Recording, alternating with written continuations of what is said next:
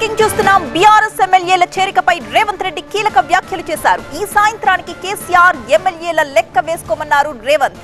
కాంగ్రెస్ ఎమ్మెల్యేలను కాపాడుకునే high tension wire తాను అంటూ వ్యాఖ్యానించారు రేవంత్ రెడ్డి. కాంగ్రెస్ వైపు చూస్తే కాకిలా మాడిపోతామంటూ హెచ్చరించారు. ఈడ మా ఎమ్మెల్యేలను కంచేసి కాపాడుకునే శక్తి హైటెన్షన్ వైరు రేవంత్ రెడ్డి ఉన్నాడు. బిడ్డ వచ్చి ముట్టుకో. కరెంటు తీగ మీద కాకి కరెంటు కొడితే ఎట్లా కర్రెగా సస్తదో నువ్వు కాంగ్రెస్ వైపు చూస్తే నీ సంగతి గట్లనే అవుతుంది. నువ్వు మా దిక్కు కాదు. నీ దొడ్ల సాయంత్రానికి ఎన్ని వచ్చినా ఒకసారి లెక్క పెట్టుకో బిడ్డ, నీ సంగతి చెప్తా గాని. నిన్న బీఆర్ఎస్ అధినేత కేసీఆర్ పార్టీ నేతలతో చేసిన కమెంట్స్ కి కౌంటర్ ఇస్తూ సీఎం రేవంత్ రెడ్డి చేసిన ఈ కమెంట్స్ తెలంగాణ రాజకీయాల్లో హాట్ టాపిక్ గా మారాయి.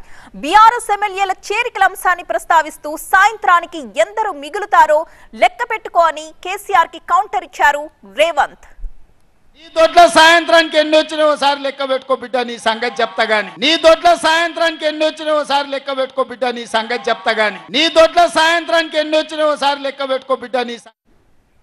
ఇవాళ ఉదయమే సీఎం రేవంత్ ని రాజేంద్రనగర్ ఎమ్మెల్యే ప్రకాష్ గౌడ్ కలిశారు. త్వరలోనే కాంగ్రెస్ లో చేరతానని కూడా చెప్పారు. ప్రకాష్ గౌడ్ ఒక్కరేనా, ఇంకా కొందరు ఎమ్మెల్యేలు కాంగ్రెస్ వైపు చూస్తున్నారా? ఇవాళే చేరికలుంటాయా? ఏమో, సాయంత్రం లోపు నీ దొడ్లో ఎంతమంది ఉంటారో చూసుకో అంటూ రేవంత్ విసిరిన సవాల్ చూస్తుంటే చర్చలు చేరికలు మరింత రంజుగా ఉంటాయన్న టాపిక్ చర్చకు వస్తోంది. నీ దొడ్ల సాయంత్రానికి ఎన్ని వచ్చినా ఒకసారి లెక్క పెట్టుకో బిడ్డ, నీ సంగతి చెప్తా గాని. నీ దొడ్ల సాయంత్రానికి ఎన్ని వచ్చినా ఒకసారి లెక్క పెట్టుకో బిడ్డ, నీ సంగతి చెప్తా గాని. నీ దొడ్ల సాయంత్రానికి ఎన్ని వచ్చినా ఒకసారి లెక్క పెట్టుకో బిడ్డ, నీ సంగతి చెప్తా గాని. రేవంత్ ఈ డైలాగ్ కి కారణం నిన్న పార్టీ నేతల సమావేశంలో కేసీఆర్ చేసిన వ్యాఖ్యలు.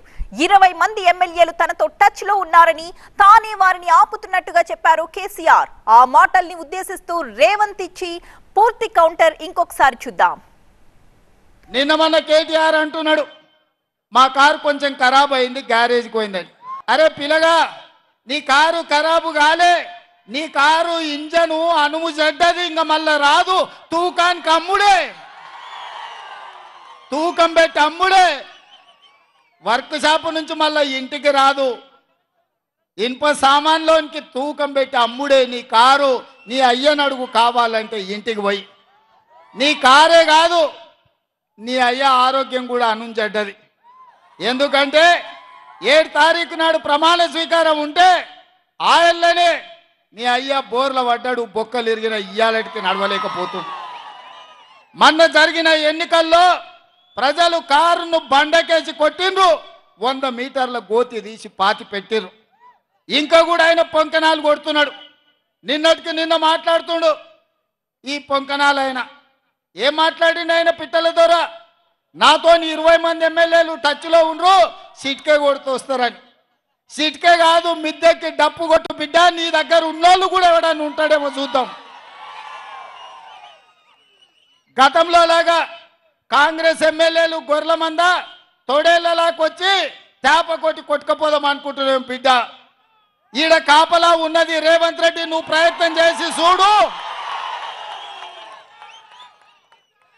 ఈడ మా ఎమ్మెల్యేలను కంచేసి కాపాడుకునే శక్తి హైటెన్షన్ వైరు రేవంత్ రెడ్డి ఉన్నాడు. బిడ్డ వచ్చి ముట్టుకో. కరెంటు తీగ మీద కాకి కరెంటు కొడితే ఎట్లా కర్రెగా సస్తదో నువ్వు కాంగ్రెస్ వైపు చూస్తే నీ సంగతి గట్లనే అవుతుంది.